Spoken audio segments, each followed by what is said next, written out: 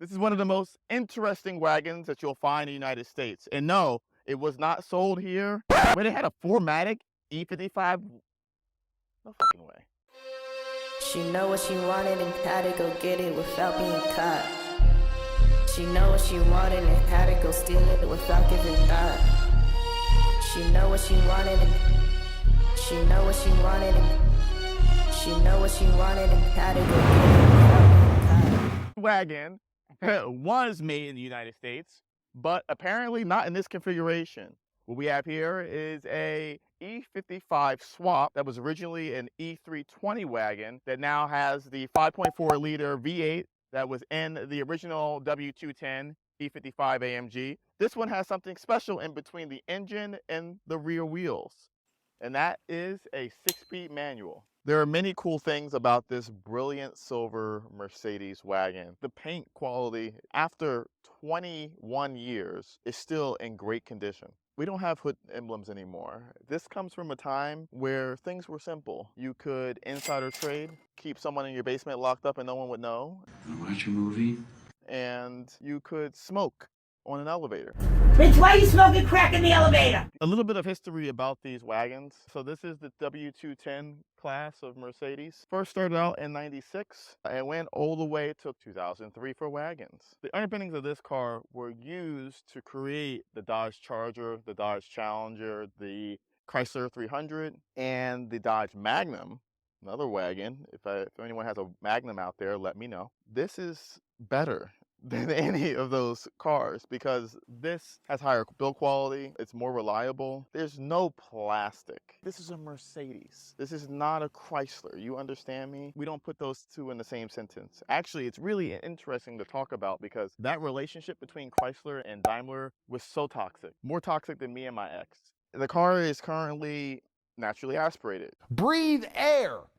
You don't need a vape. As you guys know, in 2003, 2004 for the wagons, they switched over to the W211 class, which came with the 5.4 liter supercharged V8. That car actually debuted in Men in Black, which was really cool.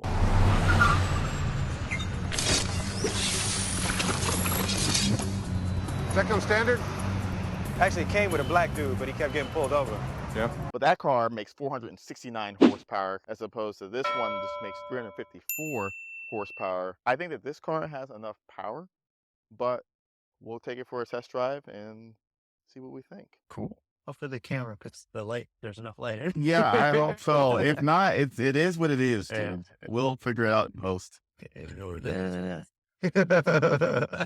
I got a tail light, or not tail light, a license plate light out. So that's interesting. The license plate, those are cool. It just throws a error that one of your lights are out. There's no check engine light or anything like that. It's just it doesn't tell you what light though. That's more than most cars. Most cars only So it don't tell you anything. it's just good luck. I was literally riding behind a guy that had all of his tail lights out except for third brake light, and I was just like, Of how course. can you live like this? Was it a Hyundai or Kia? Of course it was. Because they're all of them are like that. They get their bulbs from like the dollar store.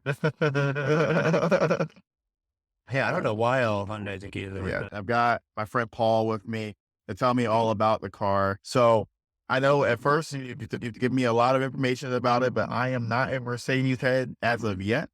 So what was the motor that was in this? It was a 3.2 liter, correct? The original motor was an M112 3.2 V6 that was in like all the 320 Mercedes, Chrysler Crossfire as well. Those were style motors, right? I mean, they were pretty reliable. Or They're the same engine. It's the M113 V8 engine with just 2 less cylinders. oh, okay. Yeah, they're pretty stout motors. They're really easy to work on. So wait, so is it actually modular then? Because it's like it's a 3.2 liter. If you divide that by 6, that's a little bit over 5 and some change a cylinder.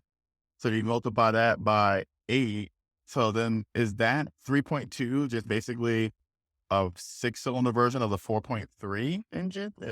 Same thing. Yeah, the 4.3 is just the 5.4 as well. Wow. All the parts are the same. You use the same spark plugs, same coil packs, like all the engine stuff. Like it's just shared. It's pretty weird. Yeah, so take note, Kia and all those other engine manufacturers that can't seem to make a good motor.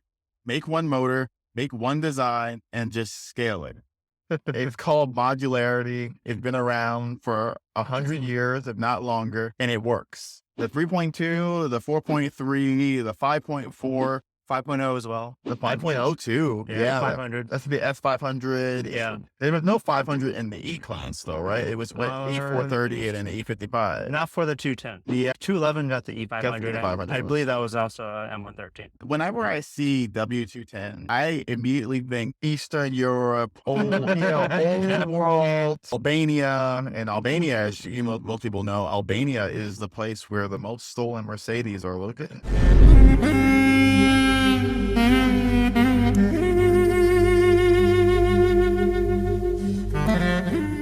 A lot of the people who I talk to about this car, like, it's mostly Eastern Europeans that love this. We love that. There's nothing more that Eastern Europeans love than hip hop, Mercedes, and Adidas. Those three things. And Paul's done a really good job of making the car feel as if it came out of the factory with a lot of these components. Like the transmission, although he may think that it may not have the most natural feel. I've driven some other cars, the Lexus, that had a 5-speed manual and it felt like a truck. This feels like a car, which is saying a lot. So, yeah, I mean, not much more else to say about that. I really like the saddle interior.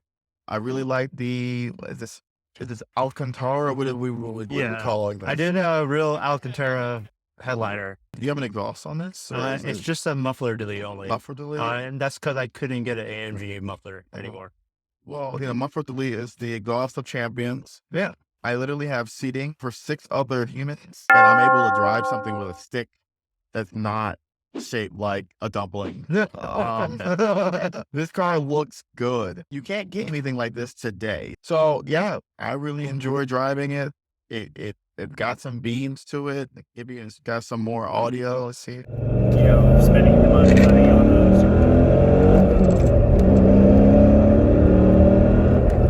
And a wagon. I can't get over the sound. This doesn't get old.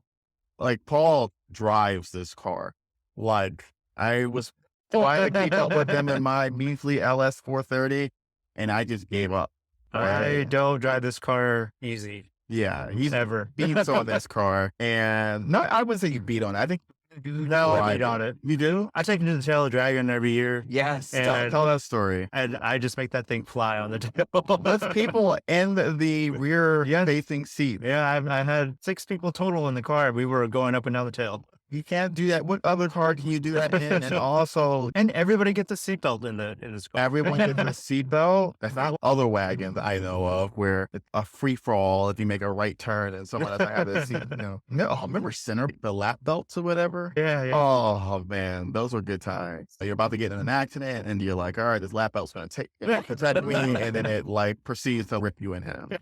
I'm glad people appreciate this car. Oh yeah, and as I said, people stopped. Yeah. 3 people stopped while we were trying to shoot this.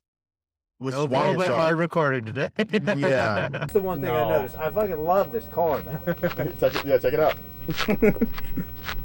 But yeah, that's what I would do. Wow, 6-speed, huh? See, I told you. Dude, thank you so much, man, for the patience, getting everything together, but also taking the time to show me around your car, dude. Not a Really problem. appreciate it.